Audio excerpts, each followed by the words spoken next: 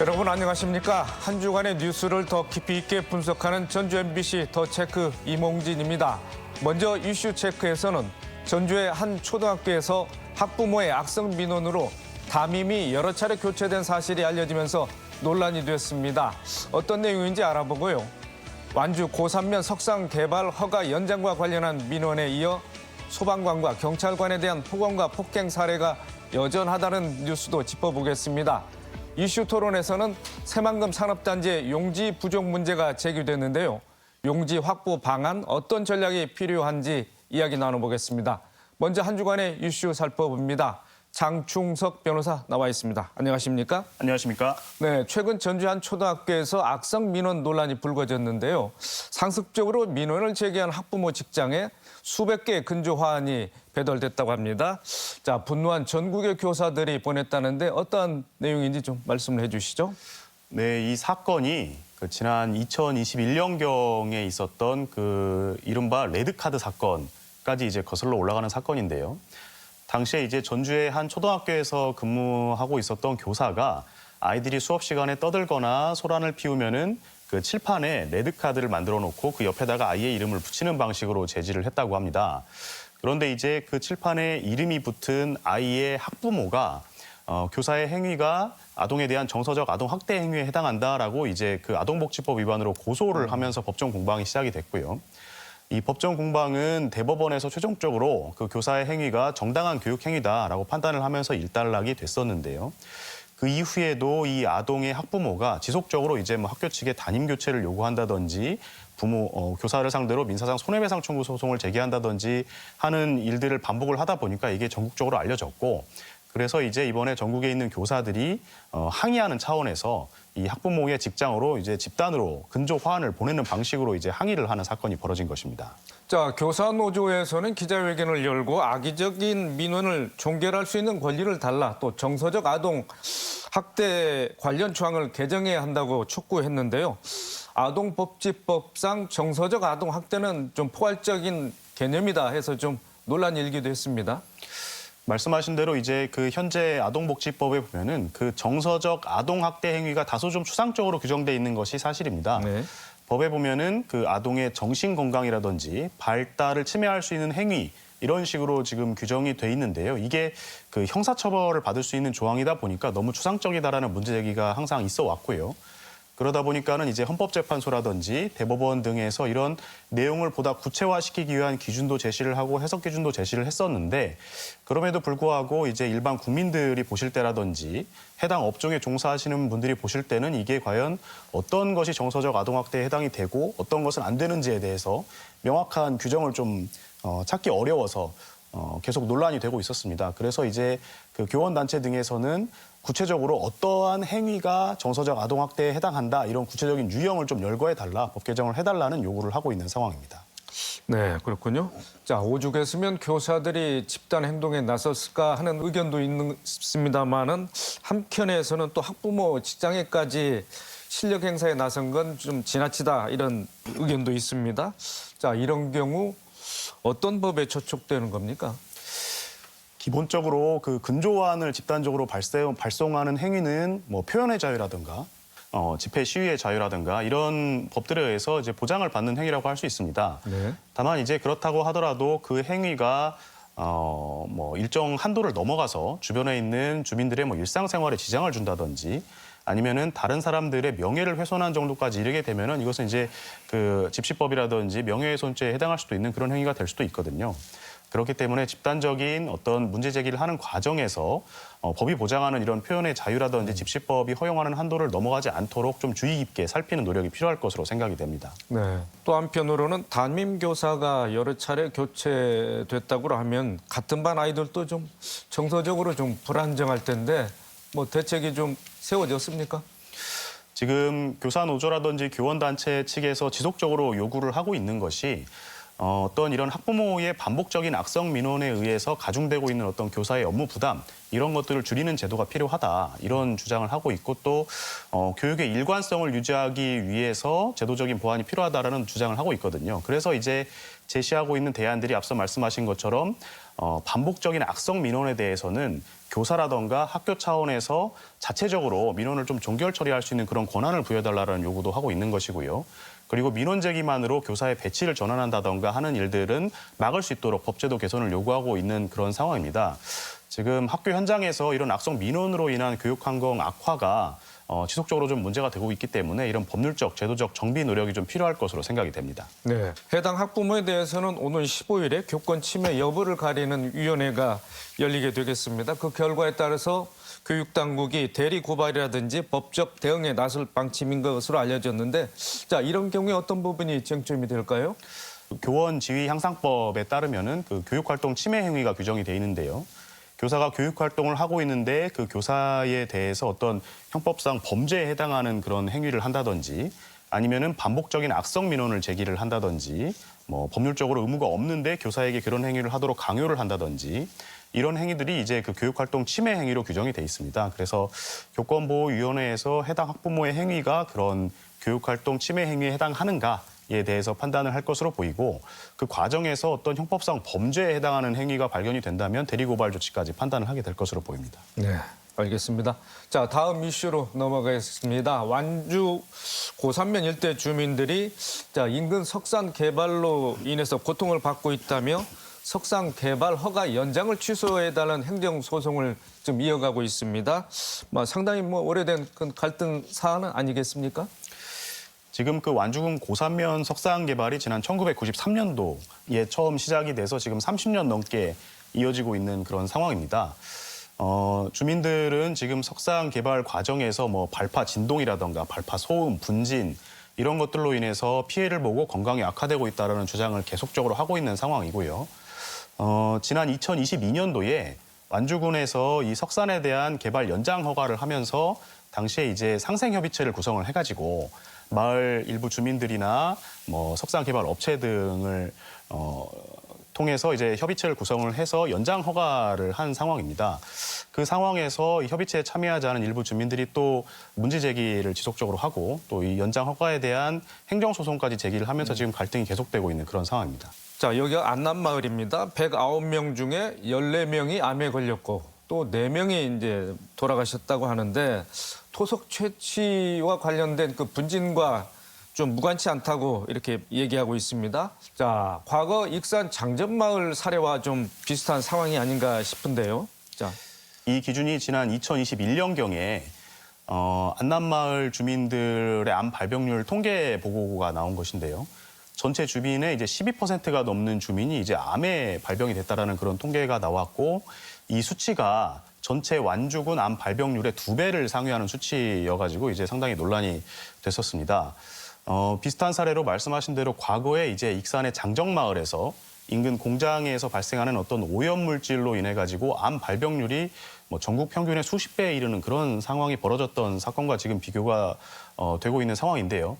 당시에 이제 장정마을에서 암 발병률이 워낙에 높아지다 보니까 정부 차원의 어떤 청원을 좀 지속적으로 했고 정부에서 이제 환경부 역학조사를 통해 가지고 이 공장에서 나오는 오염 물질과 주민들의 암 발병 사이의 인과관계를 입증을 했던 그런 사건이 있었습니다. 그래서 이제 이 지금 석산 인근에 있는 안남마을 같은 경우에도 구체적인 암 발병 수치라던가 이런 통계치는 장정마을과는 좀 다소 다르기는 합니다만은 이 안남마을 주민들은 장정마을 전례를 들면서 어떤 정부의 적극적인 좀 역학조사라든지 이런 것들을 통해서 인과관계를 입증해 줄 것을 지금 지속적으로 요구를 하고 있는 상황입니다.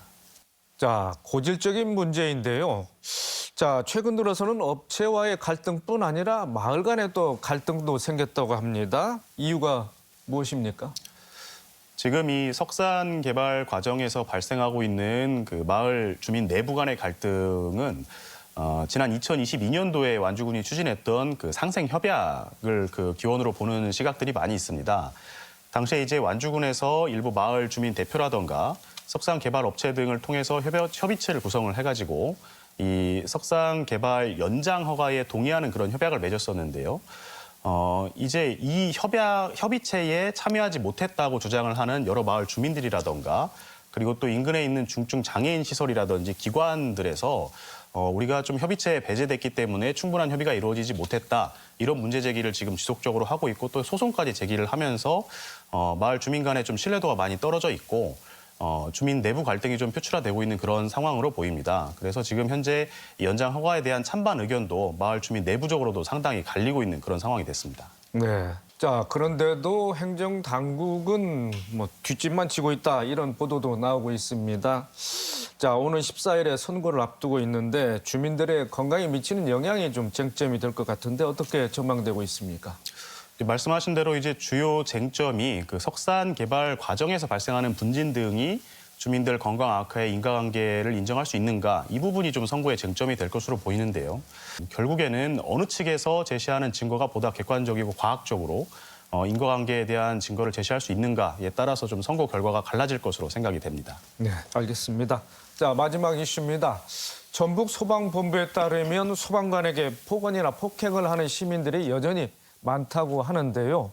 자, 구체적으로 어떻게 나와 있습니까?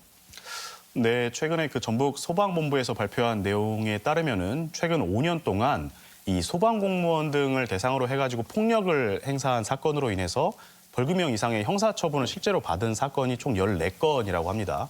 그러니까 이제 실제 형사 사건에까지 이르지 못한 내용들까지 포함을 하면은 그 건수가 훨씬 많다는 내용이라고 할 수 있고요. 주요 행위 유형을 보게 되면 이제 현장에 출동한 구급대원이라든가 이런 상황에서 구급대원들에게 환자들이 술에 취해가지고 폭력을 행사하는 사례들이 많이 보고가 되고 있고 또 환자의 지인이라든가 보호자 같은 분들이 또 구급대원들에게 폭언이라든지 욕설, 폭행을 하는 사례들이 대다수를 차지하고 있다고 합니다. 네. 자, 그런데 경찰관들에 대한 폭언과 폭행 사례도 뭐 이와 크게 다르지 않다고 합니다. 네, 그렇습니다. 지금 경찰도 마찬가지 상황이라고 하고요. 전북 경찰청에서 이제 발표한 내용에 따르면은 지금 최근 수년간 매년 그 경찰을 상대로 한 공무집행 방해 행위가 뭐 100여 건이 훨씬 넘는 사건이 지금 매년 발생을 하고 있다고 합니다. 그 유형도 이제 소방관과 비슷한데 현장에 출동한 경찰을 상대로 해서 주취자들이 행패를 부리거나 뭐 고성을 지르거나 물리력을 행사하면서 폭언, 폭행 등을 하는 사건들이 지금 대다수 사례들을 차지하고 있는 상황입니다. 네. 위급한 상황에서 폭언이나 폭행을 해서 공무를 방해하는 경우에는 더 큰 위험을 초래할 수 있는 게 문제가 되지 않겠습니까? 아무래도 이제 경찰관이라던가 뭐 소방관, 구급대원들이 현장에 출동했다라는 것은 그만큼 현장이 지금 긴급 상황이라는 것으로 볼 수 있을 겁니다. 그래서 이 대원들이 현장에서 뭐 현장 관리도 하고 대응을 해야 되는 그런 상황인데 이 대원들에 대한 어떤 폭행 같은 공무집행 방해 행위가 벌어지게 되면 아무래도 대응력이 떨어질 수밖에 없고 긴급 상황에 대한 조치가 어려워질 수밖에 없기 때문에 주변에 있는 시민들, 본인뿐만 아니고 주변 시민들의 안전까지 위험해질 수 있는 그런 상황이 될 수 있겠죠. 그래서 기본적으로 이런 공공 안전을 위해서 출동한 경찰이라던가 구급대원, 뭐 소방관 등에 대한 어떤 공무집행 방해 행위는 결국에는 이제 시민들에게 그 피해가 돌아올 수 있다. 이런 점을 좀 인식할 필요가 있을 것 같습니다. 네. 소방관이나 경찰관에 대한 폭언이나 폭행 이 같은 이제 공무집행 방해 행위 반드시 이제 근절돼야 될 텐데 만약에 이러한 행위가 나타났을 때 어떤 혐의가 적용되고 처벌 수위는 어느 정도나 됩니까? 우선 그 소방관에 대한 구급 활동을 방해를 하게 되면요. 그 소방기본법에 따라서 처벌을 받게 되는데 5년 이하의 징역이나 5천만 원 이하의 벌금에 처해질 수 있습니다. 그리고 이제 경찰관에 대해서 폭언이나 폭행 등으로 공무집행 방해 행위를 하게 되면 형법상 공무집행 방해죄로 처벌을 받게 되는데 이 역시 이제 형량이 5년 이하의 징역, 1천만 원 이하의 벌금으로 무겁게 처벌을 받을 수 있습니다. 네, 알겠습니다. 자, 이번 주 이슈 점검과 전망 장충석 변호사였습니다. 수고 많으셨습니다. 감사합니다.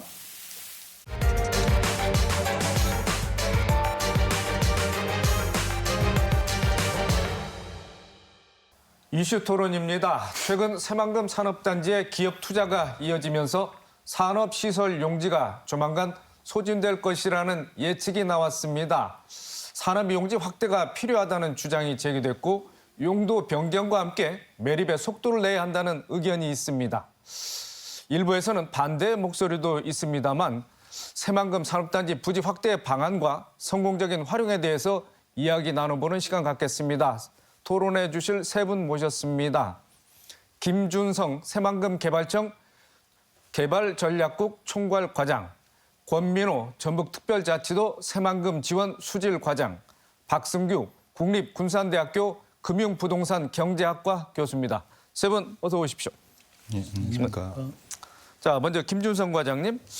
자, 최근에 국정감사가 마무리됐지 않겠습니까? 전북 국회의원들이 새만금에 대한 부정적인 기류가 많이 달라졌다는 것을 느꼈다고 이렇게 발언을 한 것으로 전해졌습니다. 국정감사 현장에 여러 번 가셨을 텐데 우리 김 과장께서는 어떻게 보고 계십니까?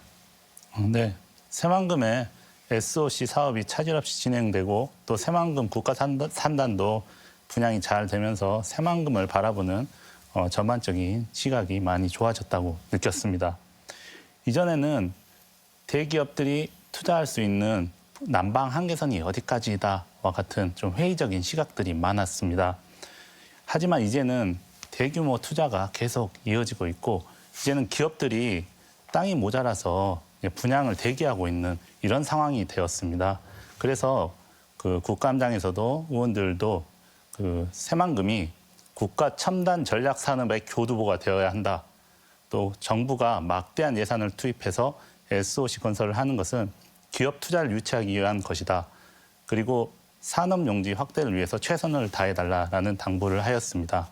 기업 투자가 이어지고 있고 이에 따라서 정부의 지원도 좀 수반돼야 된다. 국회의원들이 이렇게 지적했다는 내용이고요. 자, 권민우 과장님. 자, 새만금 개발 사업 SOC 기반 시설 관련 예산이 크게 삭감되기도 했습니다. 사업 진행이 좀 어려워진 거 아니냐 이런 우려의 목소리도 나오고 있는 게 사실인데 자, 새만금 사업 전반적인 추진 사항을 한번 짚어주시죠. 예, 잘 아시다시피 지난해 새만금 기반시설 사업이 좀 큰 어려움을 겪기도 했습니다. 사업 예산이 삭감됐다가 일부 복원되기도 했고 정부에서 타당성을 재검토하기로 해서 사업이 중단된 바 있습니다. 다행히 올해 7월 국토부에서 새만금 사업의 타당성이 검토했을 때 이상이 없다는 결론이 도출되었습니다. 그리고 국가 예산을 살펴보아도 내년도 국가 예산 안에 올해 예산보다 40% 증가한 약 1조 2천억 원 규모의 새만금 사업 예산이 반영되어 있습니다.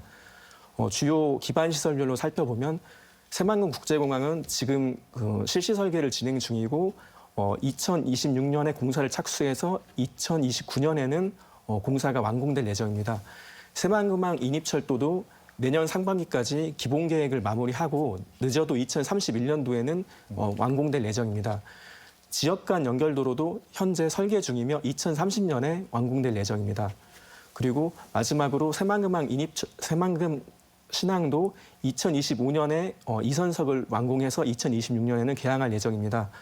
이러한 SOC 사업들이 적기에 구축될 수 있도록 그 국토부, 해수부 등 관련 기관과 긴밀하게 협력해 가도록 하겠습니다. 네, 타당성 조사 결과 올해 예산보다 내년 예산이 40% 이제 증액된 건 천만 다행이고 뭐 신공항이라든지 신항만 사업도 원활히 추진돼야 될 텐데 자, 박승규 교수님, 새만금 개발 기본 계획이 30년이 넘는 동안 여러 차례 변경이 됐습니다. 또 지난해 새만금 잼버리 사태로 인해서 마스터 플랜을 또 재점검하지 않았습니까? 자, 정치권에서는 그 피해를 정부가 보상해야 한다 이렇게 요구를 하고 있는데 어떻게 보고 계십니까? 네, 뭐 방금 권민호 과장님 말씀하신 것처럼 지금 올해 7월에 적정성을 통과를 했기 때문에 큰 무리 없이 진행이 될 것이라고 판단이 됩니다. 더불어서 우려하셨었던 점은 잼버리 사태로 인한 그 우려점이 발생을 한 것이겠죠. 그것이 이제 전체 새만금 계획에 대해서 영향을 미치게 된 것이고 예산 조정까지 이제 반영이 된 것 같습니다. 자, 반면 지금 현재 우리 새만금 계획 같은 경우는 약간 법정 계획 성격을 띠고 있기 때문에 전체적인 예산의 변경이 이루어졌다 손치더라도 그 이외의 사업들 같은 경우는 이제 효율적인 그 사업 진행을 위해서도 차질 없이 진행이 돼야 되는 것을 의미를 하고 있고요.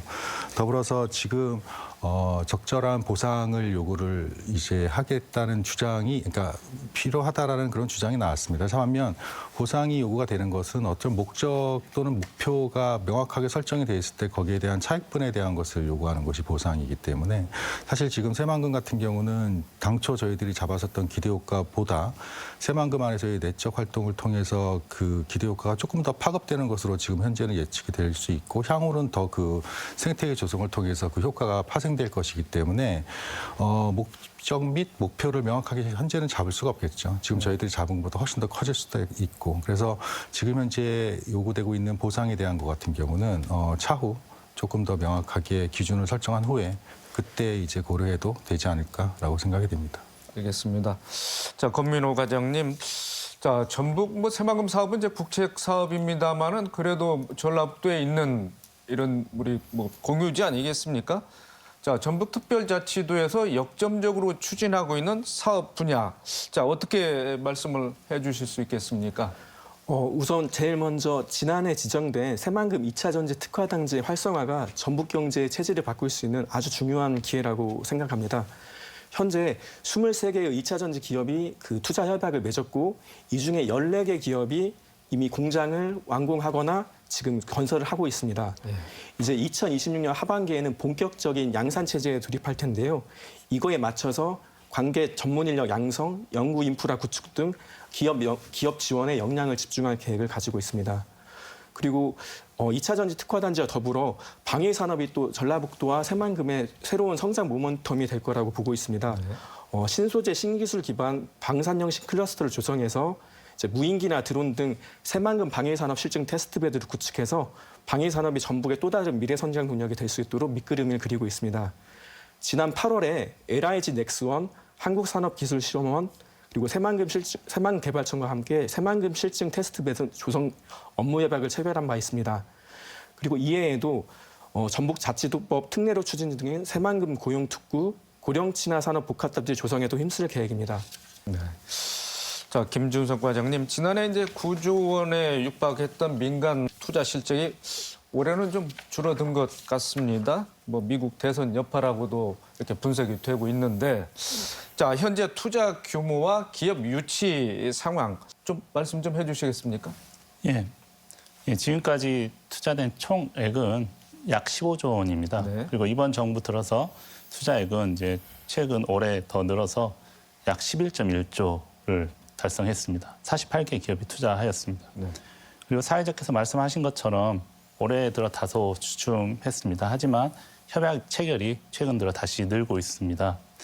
이는 전기차 산업이 캐즘 구간에 있다는 이제 분석도 일부 있지만 더 큰 이유는 급격한 투자 증가로 땅이 거의 소진이 되어서 더 이상 협약을 체결할 땅이 없었기 때문입니다. 올해 말 들어서 다시 이제 남은 공구들이 매립이 완료되고 있고 내년 상반기까지 또 추가로 완료될 예정이기 때문에 최근 들어서 다시 기업들이 협약을 서두르고 있는 상황입니다. 그리고 지금 현재 우리 청과 협의가 진행되고 있는 그 투자 협약 규모가 약 2.7조 원 정도, 그 15개 기업들이 지금 부지 매입의 의사를 밝히고 있습니다. 그래서 지금 현재 새만금 1산단은 지금 분양 대기 중인 기업들의 수요만으로도 대부분 거의 찰 것으로 예상됩니다. 네. 자, 박승규 교수님. 자, 전망은 이렇게 좀 밝게 나오는데, 자, 최근 보도에서는 새만금에 공장을 지을 땅이 부족하다, 이런 여러 차례 나왔습니다. 자, 생각하기에는 그 광활한 부지에 그 땅에 어떻게 공장을 지을 땅이 없다는 게 좀 의아할 수도 있는데, 자, 개발 용지 중에 산업 용지가 부족한 상황인 지금 어떻게 지금 분석이 되고 있습니까?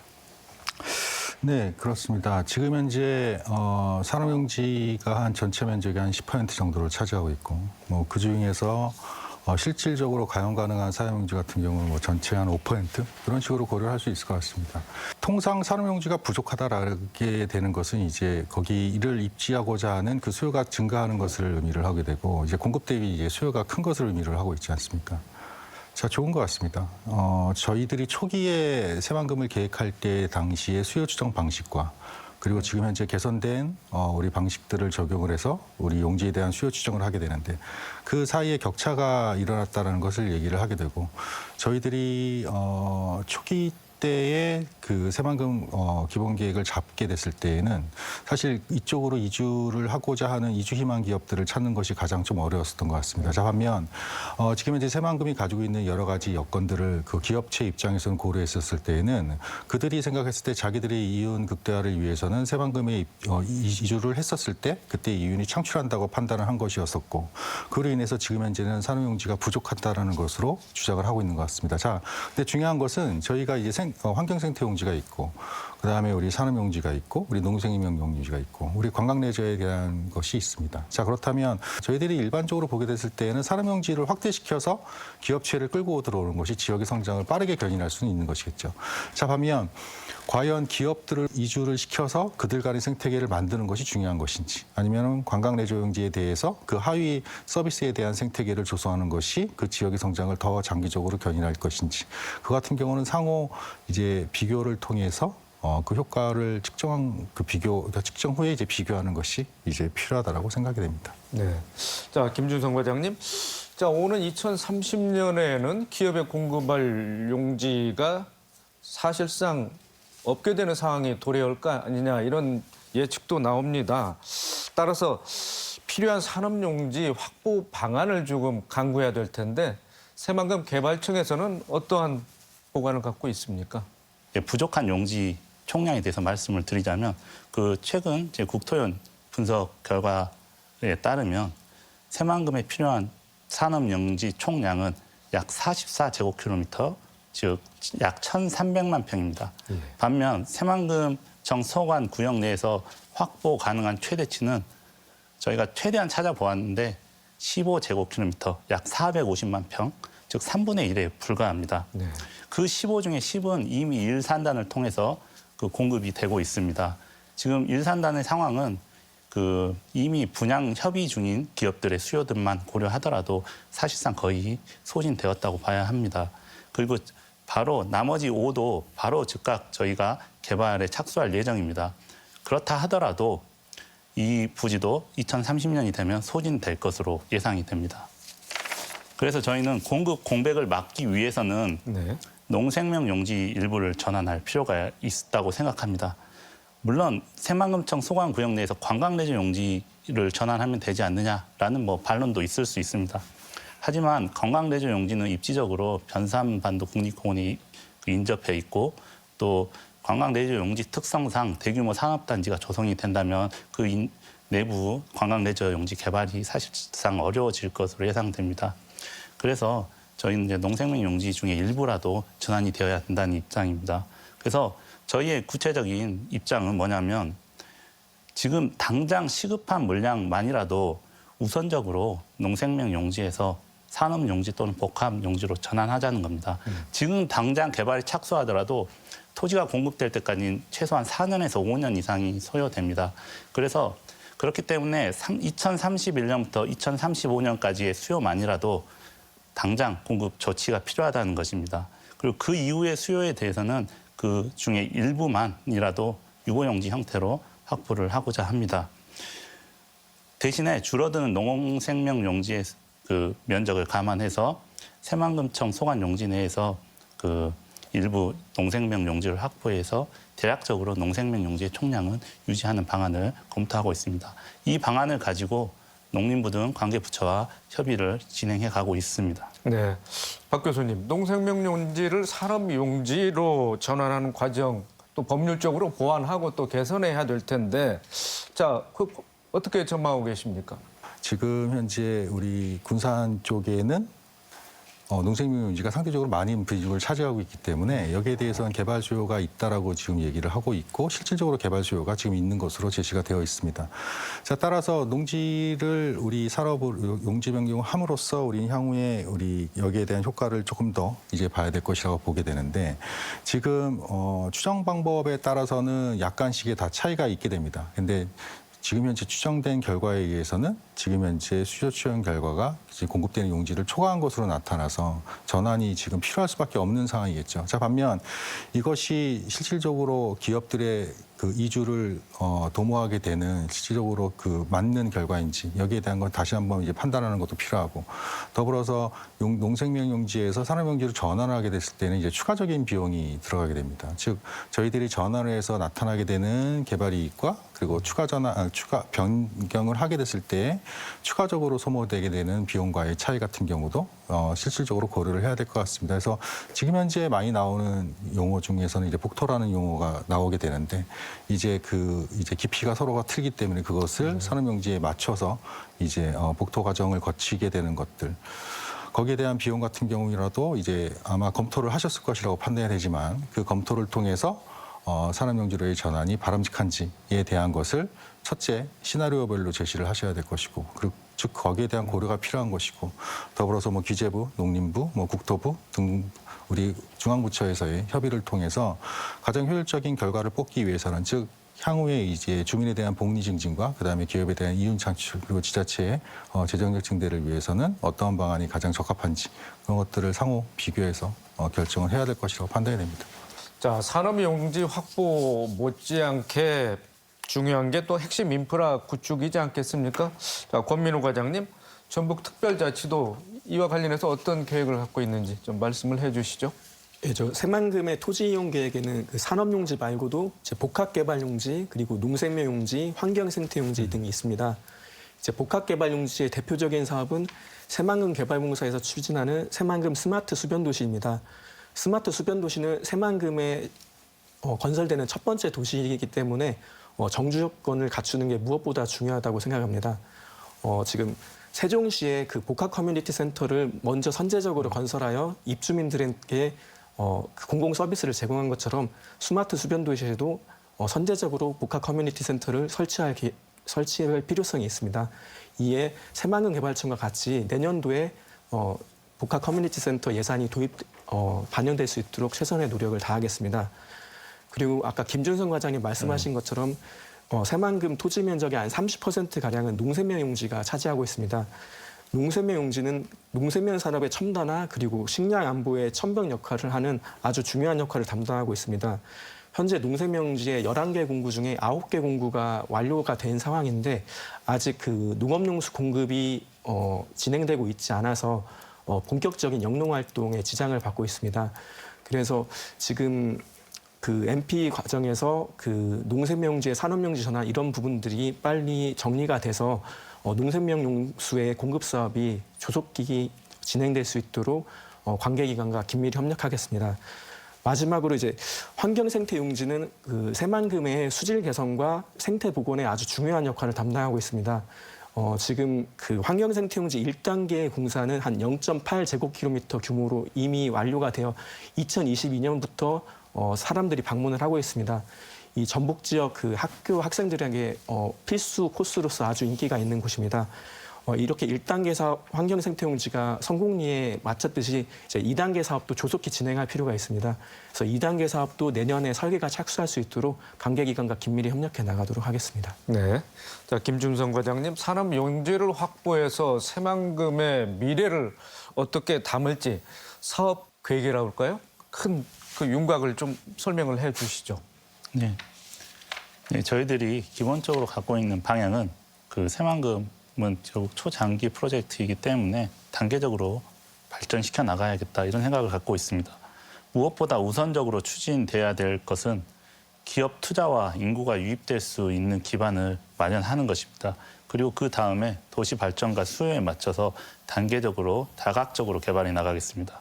우선 현재 가시적이고 실체적인 수요가 있는 산업 용지를 바탕으로 새만금을 우리나라 국가 첨단 전략 산업의 허브로 만들어 가겠습니다. 현재 2차 전지를 중심으로 새만금 산다는 그 정밀 화학 분야 기업들의 집적화가 이루어지고 있습니다. 새만금을 용인 국가 반도체 클러스터에 능가하는 대한민국 최대 2차 전지 클러스터로 만들겠습니다.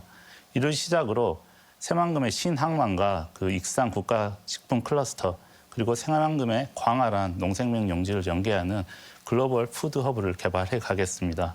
그리고 또 새만금을 관광 마이스 허브로도 만들어 가겠습니다. 물론 지금 아직까지는 관광 마이스 개발 수요는 아직은 저조한 상황입니다.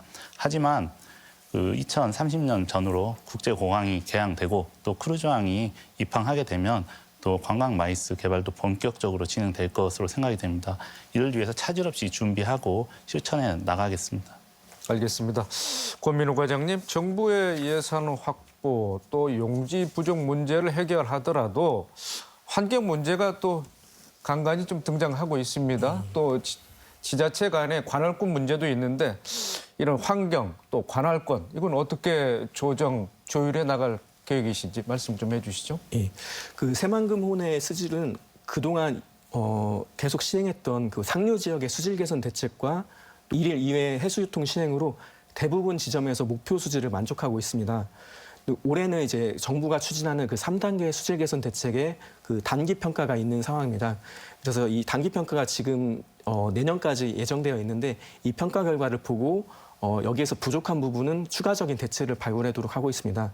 여기서 잠깐 수지를 말씀을 드리면 새만금 호내의 목표 수지는 대체적으로 만족을 하고 있습니다. 다만 여름철에는 그 총인이 도시용지의 총인이 조금 조금 상승하는 경향이 있습니다. 그래서 이거에 대한 추가적인 대책 그리고 그 아래쪽에 호수 아래쪽에 그 빈산소층이 있어서 이거를 좀 깨트리는 문제 이런 부분에 대해서는 그 환경단체에서도 주장하시는 부분도 있고 저희도 좀 필요성을 공감하고 있습니다. 그래서 대체적으로 목표 수준은 만족하고 있지만 아까 말씀드렸던 빈산소층 문제든지 이런 거에 대해서는 추가 대책을 발굴해서 정부에 적극 건의도록 하겠습니다. 그리고 관할권 문제에 대해서 말씀드리겠습니다. 이제 새만금은 이제 공유수면을 매립해서 만들어진 땅이기 때문에 그 지방자치법에 따르면 공유수면법이 만들어져서 이루어진 행정구역은 행정안전부 장관이 결정하도록 되어 있습니다. 그래서 그 관할권 문제는 지방자치법에 나와 있는 그 근거 법률에 따라서 관할결이 결정되어야 할 사항이라고 생각합니다. 이와는 별개로 이제 세 개 시군이 공통적으로 서로 협력하고 같이 사무를 처리하는 게 더 유리한 부분 그런 사무들이 많이 있습니다. 그래서 도에서는 이제 그 특별지방자치단체 세 개 시군이 함께하는 특별지방자치단체 추진하고 있습니다. 그래서 이게 세 개 시군의 공감과 동의가 필요한 사항이어서 협력 방안에 대해서 서로 의견을 조율하고 있습니다. 이러한 과정의 일환으로 도에서는 새만금 권역 공동발전 전략 연구 용역도 진행하고 있습니다. 이를 바탕으로 특별지방자치단체의 설치도 적극적으로 검토하도록 하겠습니다. 네, 이 부분에 대해서도 우리 박성규 교수님도 한 말씀 해주십시오. 네, 방금 우리 권민호 과장님께서 말씀하신 것 중에 가장 중요한 포인트가 그거죠. 지금 우리 세계 우리 기초가 연계를 함으로써 서로의 이익을 확보할 수 있는 그런 연계협력 방안을 만들어내는 것들. 자, 여기에 대한 연구 용역이 추진되고 있다. 통상적인 절차에 의해서 우리는 연구 용역을 하게 되고 거기에 대한 결과를 지자체로 투영을 하게 됩니다. 즉 사업에 반영을 하게 되는데 제가 여기서 이제 궁금한 것 또는 이제 걱정되는 것, 우려되는 것 중에 하나는 통상 연구 용역으로 끝날 때가 좀 많은 것 같습니다. 이미 3개의 지자체에 대해서는 서로 간의 이익이 어떻게 되는지는 이미 다들 알고 있고 거기에 대해서 조율이 이루어지지 않았을 뿐인 것이고 장기적으로 저희는 새만금을 활용을 하기 위해서는 3개 지자체 외에 국가 전체의 입장에서 봐야 되기 때문에 지금 관할권에 대해서 서로 경쟁 체제가 약간의 구성이 돼 있어서 서로 경쟁하는 것 때문에 사실은 약간 지금 새만금에 대한 계획이 차질이라기보다는 약간 지연되고 있는 것이라고 볼 수가 있는 것이겠죠. 그래서 지속적인 새만금의 에 대한 개발을 통해서 장기적으로 조금 더 많은 이익들을 확보함으로써 그 세계 지역 외에 국가 전체로 파급시키기 위해서는 연계협력에 대한 실행성이 지금 확보되는 게 필요하고 이를 토대로 해서 새만금 계획을 운영하는 것이 지금 현재는 가장 필요하지 않나라고 판단이 됩니다. 더불어서 환경 문제 같은 경우도 환경과 개발이라는 것을 동시에 논하는 것 자체가 되게 어려운 것이죠. 사실은 서로 양극에 있는 것이기 때문에 이게 개발 측면으로 지금 현재는 논의가 이루어지고 있는데 여기에 대해서는 약간 생태환경에 대한 것이 지금 다시 끼어들어오게 된 것이고 그렇다면 우리가 환경과 개발을 서로 공존하고 이제 보합을 하기 위해서는 어떻게 전략을 짜야 될 것인가라는 것도 역시 지금 이 현재 진행하고 있는 연구계획 그리고 현재 진행되고 있는 MP에 대한 결과로서 저희들이 도출을 해내야 되고 이것을 우리 새만금에 투영을 해야 된다라고 판단이 됩니다. 네, 말씀을 하셨으니까 김준성 과장님, 자 매립에 대해서 용도 전환을 하는 것도 추진하지만은 또 매립의 속도를 좀 더해야 된다 이런 의견도 나오고 있습니다. 이에 대해서는 또 환경단체들이 좀 반발을 하고 있는데 앞으로 새만금 환경 문제 어떻게 지켜나갈 것인지 좀 말씀을 해주시죠. 현재 개발 면적 291제곱킬로미터는 그동안 어떤 그 개발에 대한 사회적 컨센서스가 형성되어 왔다고 생각합니다. 먼저 이 면적을 중심으로 개발을 진행해 나가겠습니다. 그리고 지금 수질 문제는 새만금 차 사업이 처음 시작한 이래로 계속 중요하게 다루어졌던 이슈입니다. 지금 환경부에서 그 3단계 수질 개선 종합 대책 모니터링을 지금 하고 있습니다. 그 결과가 연말경에 나올 것으로 보입니다. 그래서 그 결과를 저희도 받아서 이번에 MP 수립할 때 또 다양한 또 최고의 전문가들과 함께 분석하고 또 대책을 마련하도록 하겠습니다. 결국 새만금이 성장해 가기 위해서는 그 개발이 진행돼야 되고 또 개발을 지속 가능하게 하기 위해서는 환경에 대한 고려가 반드시 필요하다고 생각합니다. 그리고 또 일각에서 얘기하는 매립을 높여야 된다라는 말에 대해서는 저희도 동의하는 바입니다. 다만 그 개발된 그 컨센서스가 형성된 그 개발 면적을 중심으로 먼저 진행해 가고 그 개발 속도를 높이는 매립 속도를 높이는 가장 빠른 길은 수요가 있고 사업성이 있는 곳부터 우선적으로 개발해 가는 것이라고 생각합니다. 그래서 도시를 조기에 활성화시켜야 하지만 지금 현재는 사업성이 부족해서 개발되지 못하고 있는 것들도 빨리빨리 속도감 있게 개발될 것입니다. 이것이 그 도민들이 원하는 것이고 전북 도민들이 지난 30여 년간 기다려온 것이라고 생각합니다. 그래서 용도 전환을 통해서 어떤 도시가 조기에 활성화될 수 있는 기반을 빨리 만들고 그렇게 해서 기업 투자와 인구 유입의 기반을 만드는 그 선순환 구조를 빨리 만들겠습니다. 네, 알겠습니다. 자, 토론을 마칠 시간이 다 됐습니다. 자, 새만금 산단 현재까지 2차 전지 기업 유치가 뚜렷하고 그렇다면 앞으로 2차 전지 산업 외에 또 어떤 산업을 또 유치해야 되는지 또 정부의 투자를 확대하고 또 기업 친화적 환경 조성은 어떻게 해야 되는지 포함해서 오늘 패널들의 마무리 발언 듣고 이 시간 마치도록 하겠습니다. 먼저 박순규 교수님. 네. 새만금 같은 경우는 통상적으로 도시계획가들이 생각했을 때 꿈의 부지 이렇게 얘기를 하고 있습니다. 그 무엇이든 어떤 계획이든 지금 현재 실행이 될 수 있는 그런 부지가 조성이 되고 있는 것이 새만금이라고 볼 수 있을 것 같고요. 명확하게 새만금에 대한 것을 규정할 수는 없겠지만 왜냐하면 가능성이 워낙 많기 때문에 자 반면 시나리오에 대한 대안 설정은 가능하다라고 판단이 됩니다. 그래서 새만금에 대한 제한된 부지를 활용을 해서 극대 효과를 도출하기 위해서는 각각이 갖고 있는 그 용도에 대한 것을 적용을 함으로써 거기에 대한 파급 효과를 도출해낼 것이고 말씀하셨던 것처럼 거기에는 각각 사업에 대한 사업성도 고려가 돼야 될 것이고 그로 인해서 지역 내 또는 지역 외로 유출되게 되는 즉 파급되는 파급 효과를 도출하게 될 것이고 이것들에 대한 그 병합된 고려를 통해서 새만금 부지로 들어가는 주요 사업이 무엇인지 그것을 설정하는 것이 가장 필요하다라고 생각이 됩니다. 네. 자, 이어서 권민우 과장님. 지금까지 새만금의 어떤 SOC 구축 이 부분은 좀 어느 정도 됐고 지금도 좀 진행이 잘 되고 있는 것 같습니다. 이제는 인프라 구축과 더불어서 기업들에게 좀 맞춤형 혜택, 인센티브 제공도 지금도 하고 있지만 더 신경 써야 될 때라고 생각합니다.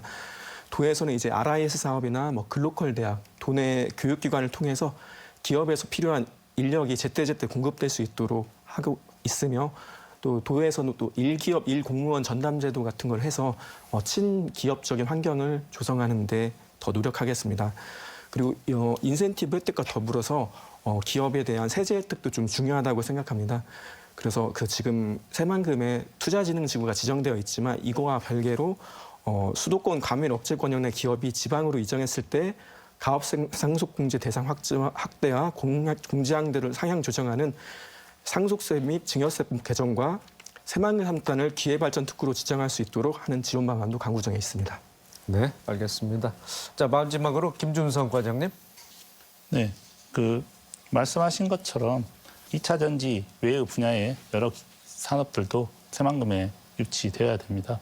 그리고 이 산업들은 사실 상호 연관되어 있는 산업들이 많습니다. 현실을 봤을 때 지금 새만금의 2차 전지 기업들이 집적화되고 있고 또 관련된 정밀화학 업종 기업들이 많이 들어올 것으로 예상이 됩니다. 그렇다면 새만금이 2차 전지 산업을 기반으로 디스플레이 산업 또 반도체 산업까지 유치하지 못하리란 법은 없다고 생각합니다. 결국은 이러한 큰 경제 허브 성장 엔진은 기업들이 만드는 것입니다. 우리가 할 수 있는 일은 정부가 할 수 있는 일은 인프라를 공급하고 또 기업들이 사업할 수 있는 땅을 제공하는 것입니다. 일각에서는 용도 전환을 하거나 이럴 때 매몰 비용 문제가 있다고 지적하기도 합니다. 하지만 사실 매몰 비용은 발생하지 않습니다. 그리고 개발 사업자는 주변보다 가장 저렴한 가격으로 부지를 확보할 수 있습니다. 그리고 개발 사업자는 현재 땅을 소유하고 있는 정부, 그러니까 농림부로부터 조성원가 이상으로 땅을 사기 때문에 농림부 예산 또는 농지기금의 손실 또는 매몰 비용은 전혀 발생하지 않습니다. 경제학에서도 그 매몰 비용보다는 기회 비용을 따져서 의사결정을 하는 것이 합리적이라고 가르치고 있습니다. 그래서 우리도 그 앞으로 과거보다는 미래를 보고 무엇이 전북도에 도움이 되는지를 기준으로 의사결정을 했으면 좋겠습니다. 전북도에서도 또 도민들이 원하는 방향으로 이 사안이 해결될 수 있도록 좀 목소리를 내서 많이 도와주시길 부탁드립니다. 네, 알겠습니다. 오늘 세 분 토론하시느라 애쓰셨습니다. 새만금 개발은 전북 최대의 수건 사업인데요. 최근 2차 전지 기업을 중심으로 투자 유치가 활발해지면서 모처럼 활기를 띠고 있습니다. 산업 용지 확대가 불가피한 상황이고 용지 전환은 산업 용수와 전력 공급 등 추가적인 조성 비용도 만만치 않다고 합니다. 따라서 장기적인 전망을 갖고 적기 전략을 펴는 노력이 필요할 것 같습니다. 더 체크 오늘 순서 여기서 마칩니다. 시청해주신 여러분 고맙습니다. 수고하셨습니다.